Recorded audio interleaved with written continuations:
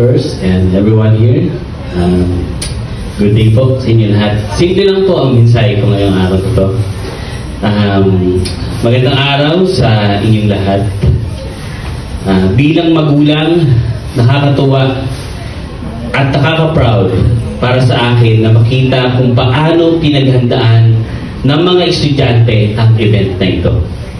Lagi kasing kinukwento sa akin ng anak ko yung nangyayari, yung preparation at first daw na nag-organize ng ganitong event.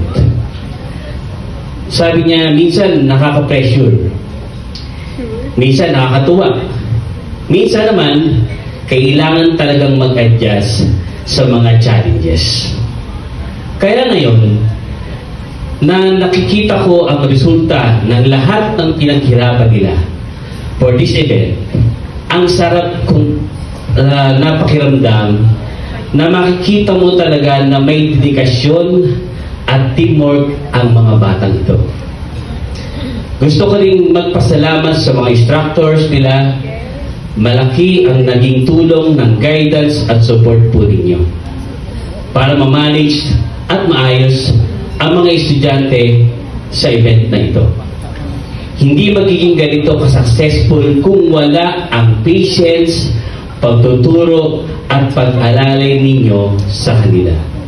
At para sa mga estudyante, gusto kong lang sabihin, sobrang proud kami, mga magulang po ninyo. Hindi madali ang ginawa nyo, pero kinaya nyo ng maayos at buong puso. Sana dalhin nyo ng may confidence at lesson na susunod pang experience nyo in the future. Naniniwala kami na malayo ang mararating nyo. Lalo na kung ipagpapatuloy ninyo ang sipag, tiyaga at teamwork na pinapakita ninyo ngayon. Kudos sa lahat ng estudyante, kudos sa lahat ng instructors at management ng eskwela ito.